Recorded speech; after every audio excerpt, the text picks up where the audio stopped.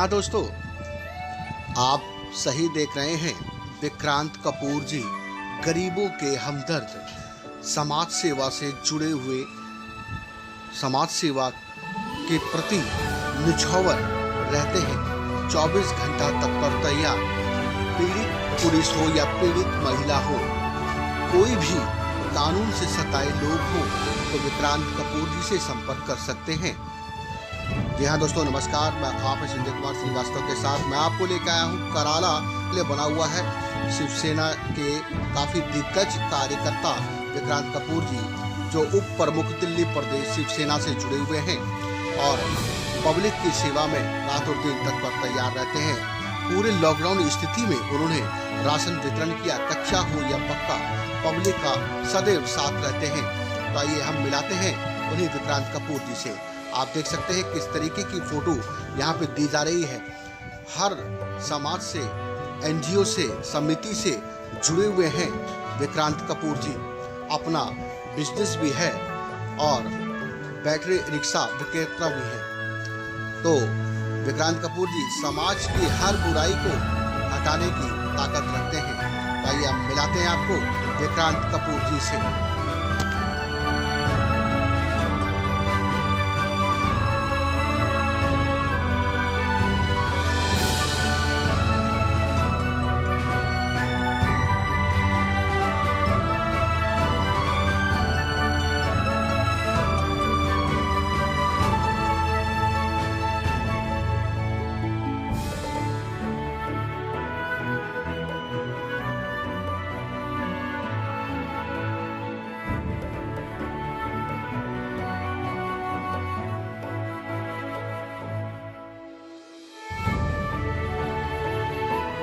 नमस्कार दोस्तों, आप हैं संजय कुमार श्रीवास्तव के साथ और मुस्कान इंडिया न्यूज़ में स्वागत है आपका। तो आज हम लेके आए हैं आपको कंझावला रोड से जुड़ा हुआ है कराला में हम आपको मिलाएंगे सुप्रसिद्ध समाज सेवी विक्रांत कपूर जी से, जो शिवसेना के काफ़ी दिग्गज कार्यकर्ता हैं और पब्लिक के हर मुश्किलों में खड़े होने का सामना करने के लिए तैयार रहते हैं।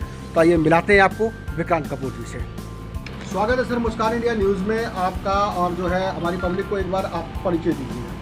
जी नमस्कार, मैं विक्रांत कपूर, वाइस प्रेसिडेंट शिवसेना दिल्ली प्रदेश। सर मैं जानना चाहूँगा, हमारी पब्लिक जानना चाहेगी, कब से आप जो है शिवसेना के कार्यकर्ता कब से जुड़े हुए हैं? सर मुझको शिवसेना ज्वाइन किए हुए लगभग 22 वर्ष के आसपास हो चुके हैं। क्या मूल रूप से क्या उद्देश्य रहा आपका शिवसेना पार्टी से जुड़ने का? मैं माननीय बाला साहब ठाकरे जी के आदर्शों और उसूलों से प्रभावित होकर ही मैंने शिवसेना ज्वाइन की थी। उनके काम करने के तरीके, उनके बोलने के बाद काम करने का अंदाज, उन सब से प्रभावित होने के कारण ही मैंने शिवसेना ज्वाइन की और शिवसैनिक बना था। सर काबिल भी है, होनार भी है, सब कुछ संपन्न भी है। आप चाहते थे कोई पार्टी भी ज्वाइन कर सकते थे, अच्छा बिजनेस भी कर सकते थे, उसके बाद भी आप समाज सेवा कर रहे हैं। क्या कारण रहा? नहीं, मेरे बचपन से ही मेरे मन में बहुत ये इच्छा रहती थी कि मैं समाज के लिए कुछ कर पाऊँ, समाज की सेवा कर पाऊँ। एक पब्लिक के लिए सेवा करने का मेरे मन में बचपन से ही एक जैसे इच्छा होती है, वो एक इच्छा थी मेरे मन में। इस कारण से मैंने शिवसेना ज्वाइन की और शिवसेना ज्वाइन करने का कारण माननीय बाला साहब ठाकरे जी के आदर्श और उसूल थे। दर्शकों को मैं बता देता हूँ आपको कि कपूर साहब का अपना भी बिजनेस है और बैटरी रिक्शों का बिजनेस है और भी 1-2 बिजनेस है, और उसके दौरान भी लॉकडाउन स्थिति के अंदर भी सोशल डिस्टेंसिंग का पालन भी करवाया लोगों से और लोगों की मदद भी की। तो आइए किस प्रकार से कैसे मदद की जानते हैं विक्रांत कपूर जी से। जी कपूर जी, मैं जानना चाहूँगा कि जिस टाइम पे महामारी में पूरा देश, पूरा वर्ल्ड परेशान था, उस टाइम पे आपने राशन भी वितरण किया, लोगों को घर घर जाके भी राशन दिया। क्या कहना चाहेंगे उस विषय में लोगों के लिए? प्रवासी मजदूरों, लॉकडाउन होने के कारण जो रेगुलर कमाने खाने वाले इंसान थे, लेबर तबका था, प्रवासी मजदूर थे, उनको लॉकडाउन के चलते राशन की, खाने पीने की और पैसों की समस्या हो गई थी, और जिसके कारण उनके खाने पीने में और रोज़मर्रा की ज़रूरतों में उनको परेशानी सामने आ गई थी।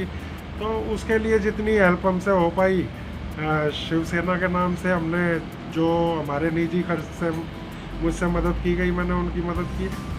शिवसेना के बैनर तले क्या क्या अब तक जो है क्षेत्रीय समस्याएं या कार्य निर्माण हुए?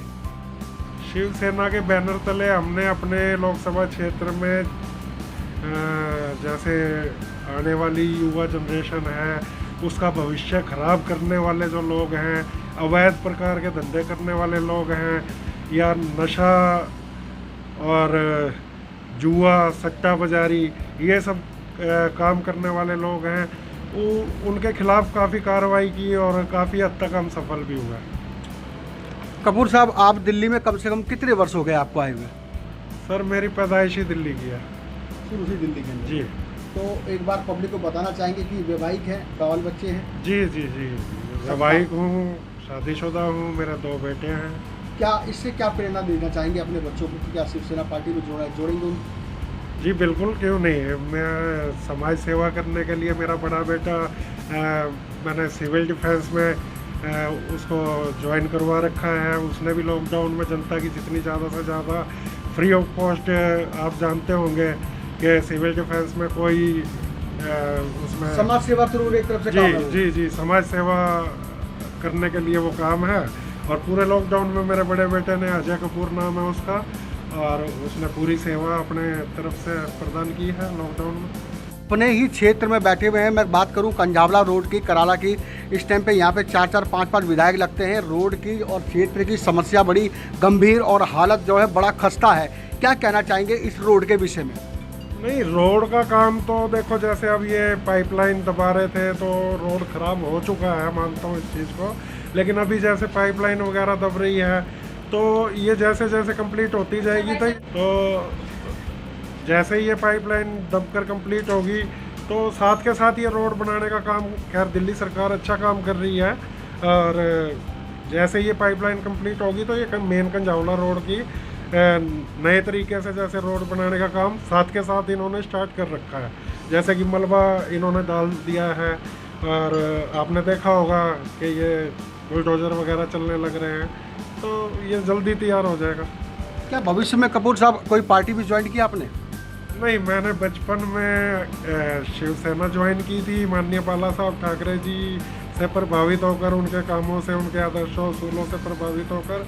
उसके बाद मेरे पास में ऑफ़र लगभग सभी पार्टियों के मेरे पास में ऑफ़र आए, लेकिन मेरी एक इच्छा ये थी कि कभी भी शिव सैनिक बनने के बाद से अगर मैं समाज सेवा का कोई भी कार्य करूँगा या पब्लिक की, जनता की सेवा करूँगा तो हमेशा शिवसेना पार्टी से ज्वाइंट रहकर ही करूँगा और सदैव शिव सैनिक बनकर रहूँगा। और इसके अलावा मैं कभी किसी पार्टी को ज्वाइन नहीं करूँगा। मैं अगर बात करूं आपके क्षेत्र की, तो इस क्षेत्र में जो है अगर मैं किसी बच्चे से या बूढ़े बुजुर्ग से या फिर किसी मूंगफली वाले से पूछता हूं तो आपका नाम काफ़ी दिग्गज और फैला हुआ है इस इलाके में समाज सेवा के प्रति। आपने इतनी समाज सेवा की है कि लोगों के दिलों में आपके नाम से प्यार भरा पड़ा है। अगर वो कहते हैं कि हमारे देश का राजा या निगम पार्षद या MLA विक्रांत कपूर हो, तो उसमें क्या दिक्कत है? नहीं, वो देखो, वो जनता का प्यार है या उनका एक तरीके से देखने का नज़रिया मान सकते हो आप, कि वो मुझे इस रूप में देखना चाहते हैं। और अगर ऊपर वाले की, भगवान की मर्जी होगी और जनता का आदेश होगा तो आगे देखेंगे। लेकिन शिवसेना के नाम से ही, और मेरा भरसक प्रयास यही रहेगा कि दिल्ली में मैं शिवसेना यानी कि अपनी ही पार्टी का झंडा बुलंद कर पाऊँ, और कभी आने वाले टाइम में पॉसिबल हुआ तो शिवसेना की सरकार बना पाऊँ। क्या कहना चाहेंगे, सत्ता में क्या अपनी पार्टी आने के पूरे चांस है? और अगर चांस है तो क्या आगे क्या इरादे हैं और क्या विचार है? नहीं, मुझे तो मेहनत पर यकीन ज़्यादा करता हूँ मैं। अगर मेरी तरह हमारे साथ जुड़े हुए जितने भी दिल्ली प्रदेश में जो भी कार्यकर्ता, पदाधिकारी, शिव सैनिक हैं, अगर वो दिल से पब्लिक की, समाज की सेवा इसी प्रकार करते रहेंगे तो हो सकता है आने वाले टाइम में हम दिल्ली में शिवसेना की सरकार स्थापित कर पाएँ। हमारे देश में महामारी बीमारी के कारण जो है हमारी पब्लिक इतनी परेशानी हुई कि दिल्ली काफ़ी हद तक खाली हो चुकी है और कुछ गरीबों पे अत्याचार भी हुआ दिल्ली पुलिस के या कहीं की यूपी की पुलिस उनके कारण, कुछ पुलिस के कारण। सभी पुलिसकर्मी इस प्रकार नहीं है, काफ़ी पुलिसकर्मियों ने सेवा भी किया है, लेकिन कुछ ने गलत किया। तो उनके विषय में आप क्या कहना चाहेंगे? नहीं, सभी पुलिसकर्मी या सभी प्रशासन के अधिकारी सब एक समान नहीं होते। जैसे कुछ लोग अगर उसमें भ्रष्ट होते हैं तो काफ़ी हद तक लोग अच्छे भी होते हैं, और अच्छाई के दम पर ही ये दुनिया चल रही है। अगर सभी भ्रष्टाचारी और गलत इंसान हो तो दुनिया कब की ख़त्म हो चुकी होती। काफ़ी नुकसान हुआ इस बीमारी महामारी के कारण और काफ़ी लोग दिल्ली छोड़ चुके हैं और बाहर बैठे हुए हैं। तो उनके विषय में क्या कहना चाहेंगे? क्या दिलासा देना चाहेंगे कि वो किस प्रकार दिल्ली वापस आ सकते हैं? काम धंधा शुरू हो गया या होगा या होने वाला है? क्या विचार है आपका, क्या कहते हैं? काफ़ी हद तक तो काम धंधा दिल्ली में जैसे चालू हो चुका है, और अब ये महामारी का तो ऐसा है कि जब तक वैक्सीन नहीं आती लोगों को इस महामारी से, इस बीमारी से लड़ना ही पड़ेगा। उसमें सरकारें भी अपना पूरा प्रयास कर रही हैं जनता की हेल्प करने के लिए, लोगों की हेल्प करने के लिए सरकारें भी अपनी तरफ से भरसक प्रयास कर रही हैं। बाकी लोगों को इसके साथ लड़ते लड़ते अपनी ज़िंदगी तो व्यतीत करने के लिए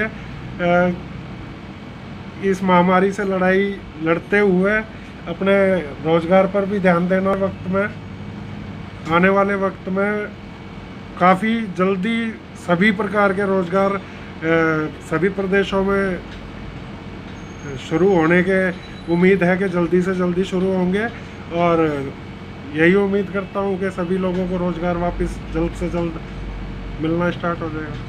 क्या लगता है सर, ये जो महाबीमारी हुई है, महामारी हुई है, क्या ये कुदरत का एक प्रकोप है या फिर किसी राजनीति का हिस्सा है? नहीं, ये सबका अपना अपना मानना है, अपना अपना सोच विचार है सबकी। बाकी ये एक लापरवाही का नतीजा मानता हूँ मैं। जहाँ तक मैं मानता हूँ ये चीन की तरफ से फैलाया हुआ वायरस एक राजनीतिक तौर पर फैलाया गया है। क्या कहना चाहेंगे कि हमारे देश में कुछ लोग ऐसे हैं जो हमारे चीन का जो है माल ले रहे हैं, चाइना का माल ले रहे हैं, आज भी इतना समझाने के बाद भी उनका बहिष्कार नहीं कर रहे हैं, तो उनके विषय में क्या कहना चाहेंगे? जी, मैं उनसे इतना ही कहना चाहूँगा, जो देश की जनता अभी भी चाइनीज़ सामान का बहिष्कार नहीं कर रही, वो एक तरीके से अपने दुश्मन की शक्ति को बढ़ावा देने वाला काम कर रहे हैं, और उनको ऐसा नहीं करना चाहिए। बल्कि चाइनीज़ सामान खरीदने की बजाय अपना देश में बना हुआ सामान ज़्यादा से ज़्यादा यूज करना चाहिए इस टाइम में, जिससे हमारे देश की आर्थिक स्थिति भी और ज़्यादा मजबूत हो पाएगी। तो अब तक आप सुन रहे थे कि आप बेटी इस महामारी के अंदर किस तरीके से लोग जो है क्या क्या करना चाहिए और लोगों को जो है क्या क्या बताना चाहिए, विक्रांत कपूर जी ने बताया। तो अब बात करेंगे आने वाले रक्षाबंधन और ईद पर। जी कपूर साहब, आने वाले 1 तारीख को ईद है और 3 तारीख को रक्षाबंधन है। हमारे देश के अंदर महामारी जिस प्रकार से फैली हुई है आप जानते हैं, क्या कहना चाहेंगे? लोग बाग जो है अपने त्यौहार को किस तरीके से मनाएंगे?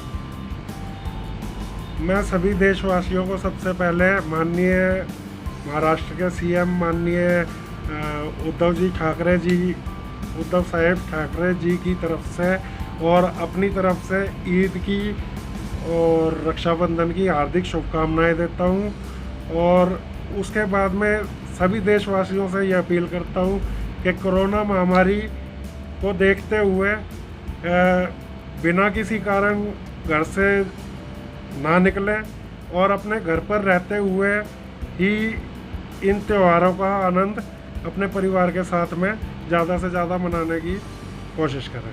बहुत बहुत धन्यवाद मुस्कान इंडिया में आपको 2 शब्द कहने के लिए। विक्रांत जी, फिर मुलाकात होगी, तब तक के लिए नमस्कार। मैं बात करूं अगर उस समाज सेवी विक्रांत कपूर जी का, तो विक्रांत कपूर जी जो है हर व्यक्ति की मदद करने के लिए तत्पर तैयार है 24 घंटे। चाहे रात हो, चाहे दिन हो, चाहे एम्बुलेंस की ज़रूरत हो, चाहे हॉस्पिटल की ज़रूरत हो, चाहे कोई कानून से सताया हुआ पीड़ित पुरुष या पीड़ित महिला हो, तो वो मुलाकात कर सकते हैं और संपर्क नंबर दिए गए स्क्रीन पे संपर्क कर सकते हैं। तो आइए हम बात करते हैं कपूर साहब से, किस तरीके से यहाँ पे जो पब्लिक परेशान होती है कपूर साहब के पास पहुँचती है। जी कपूर साहब, यहाँ पे अगर एमएलए की बात करें, विधायक की और निगम पार्षद की, है दिल्ली पुलिस की, किसी भी तरीके से पीड़ित पुरुष या हॉस्पिटल से परेशान अगर आपके पास आता है तो आप किस तरीके से मदद करेंगे? जी, मैं सभी दिल्ली वासियों से ये अपील करना चाहता हूँ कि जैसे किसी भी तरह की क्षेत्रीय समस्या या अपनी कोई इस तरीके की क्षेत्र से जुड़ी हुई समस्या का निवारण नहीं हो पाता, तो वो एक बार दिल्ली शिवसेना पर भरोसा करके हमारे पास संपर्क कर सकते हैं और एक मौका उस समस्या का निवारण करवाने के लिए दिल्ली शिवसेना के कार्यालय पर हमें एक मौका ज़रूर देकर देखें। हम पूरा भरसक प्रयास करेंगे उस समस्याओं का निवारण करवाने के लिए। ये थे हमारे सुप्रसिद्ध समाज सेवी विक्रांत कपूर जी, जो जमीन से जुड़े हुए हैं, पब्लिक के हर दर्द से जुड़े हुए हैं। कहा जा सकता है कि हमदर्द, पब्लिक के हमदर्द। तो जुड़े रहिए, मिले रहिए हमारे साथ में। मुस्कान इंडिया उठाएगा आपकी आवाज़। हो सकता है कि अगली बारी आपकी हो, गली मोहल्ले पहुंच के हम हर व्यक्ति की आवाज़ उठाएंगे। तो बने रहिए हमारे साथ। मुस्कान इंडिया न्यूज़, संजय कुमार, दिल्ली।